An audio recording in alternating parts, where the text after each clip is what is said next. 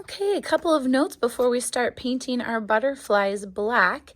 When you sketch your butterfly, it really should take up the entire paper. So we don't want any itty bitty butterflies. This is going to be meant to be a big project. Also, when you sketch your butterfly, you're using light pressure on your pencil so you can erase without a trace. You're going to do the symmetrical outline on both sides. You'll start with your body. Remember, the body is 3 shapes. You have an oval, a leaf shape, and a circle for the head. You can add the antennae. And then your upper wing needs to be nice and big. It can be a rounded triangle. It can be a teardrop shape. It can be any of the shapes from your reference photos. Nice and big, though. Go almost all the way to the edge of your paper like this person did. Great job. And then your lower wing, a lot of those were like teardrop shapes. So you want to really fill the space up, or yeah, you really want to fill the space up.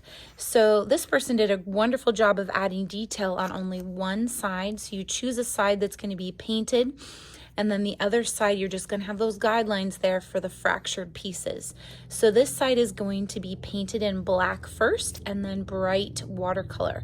You are going to be thinking about what 3 colors of watercolor or more analogous colors that you're going to use to really convey the intensity of emotion that you would like to convey. You could also go the realistic route. Absolutely fine. So as you're drawing these details, take a look at your reference photos, and that will give you an idea. I highly suggest having some veins that are thick and some that are thin. So truly everything that's black in here, you could make black on your paper. So very quickly, let's just look through a couple more of these. You can see. So this person has started painting, hasn't done any of the details, but they're only painting this side and they're not going to outline this side. They did opt to paint the entire body. That's totally fine. Okay, and again, this person, slightly smaller, didn't use up the whole paper, but they have a really great start. This side is going to be the detail painted side. All right. You have a choice of filling in the entire body or of just painting half of it. For easiness, I suggest just painting the entire thing, okay? And this one, beautiful start, but not quite big enough. So make sure that you're filling your entire paper with your butterfly. When you get your India ink, please remember that this is the same ink that we've used in past years. So it has dried on the palette. We have woken it up for you with a little water and a little fresh India ink.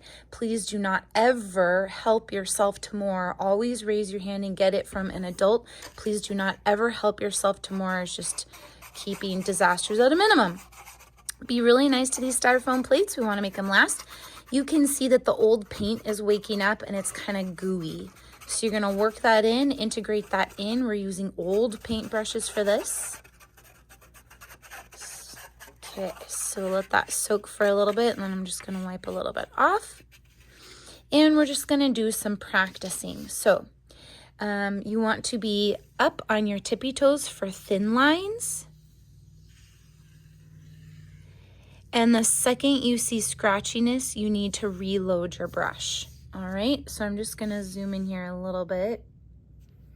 You don't want any scratchiness, and you want it to be nice and black, but you also don't want there to be puddles. Now we're going to practice. This is the same thing that you would do for painting leaves. I'm going to start in the line, a little heavier pressure in the line. Going nice and slow, using the belly of the brush to fill in that space. I do have a little bit of a puddle here, so I'm going to wipe it out.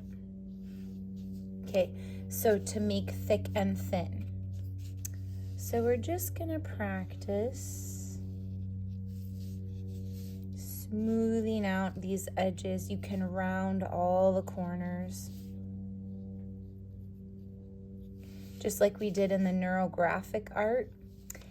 If you want there to be large circles, you can paint the circle or circles. There are a bunch of ways that we can do circles. If you want to do tiny circles, we'll add them last. But if you really want the high contrast of a lot of black in certain spots on your butterfly, that's one way you could do it.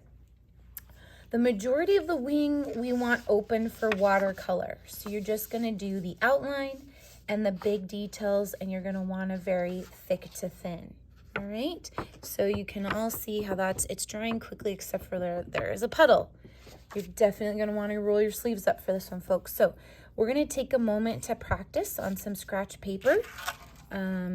So go ahead and do that right now. We're going to do this together. So I've just got some scratch paper. Up on your tippy toes, practice painting a straight, thin line up on your tippy toes. Whatever paintbrush you have is going to act a little differently than your neighbor's paintbrush. Reload, and then with heavy pressure, see what kind of thick line you get. You do want it to be completely black. If yours is more brown, you need more India ink, or you need more ink mixed in. Okay, next we are going to paint a teardrop shape up on our tippy toes. Just paint a teardrop. Great. And go ahead and decide where you want major outlines, major details, and then add some thickness here and there. I would go on the outside, not the inside. Add thickness on the outside.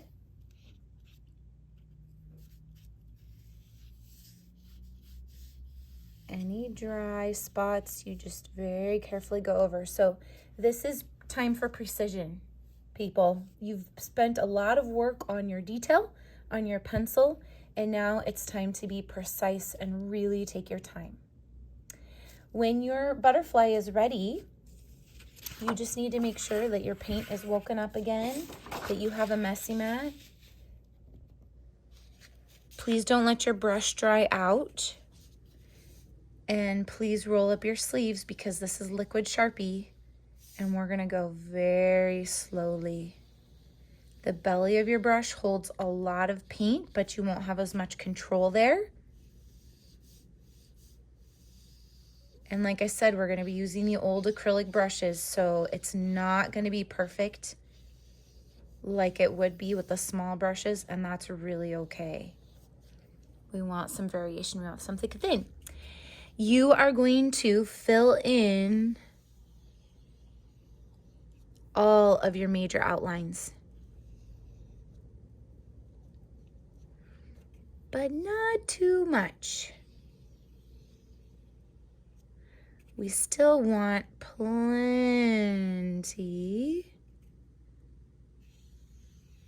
of space for the colors.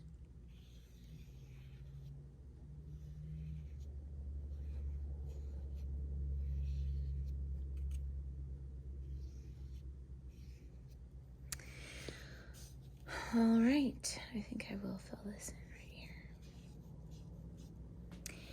You will do that for your entire half.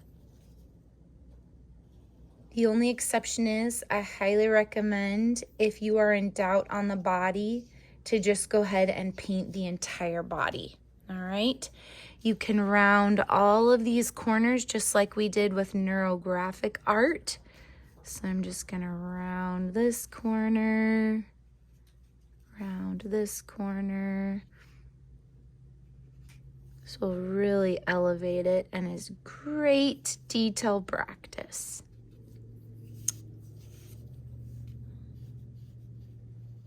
All right, one last thing. When you are finished with your brush, please do not just let it dry. Go over to the sink and rinse out as much as you can.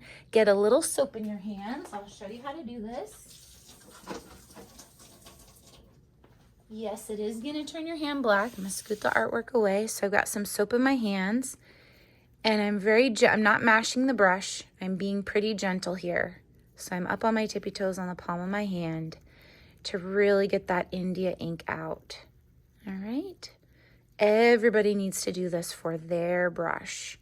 You want to make sure you clean the ferrule as well, test it, rinse it out, and place it bristles up in the drying rack.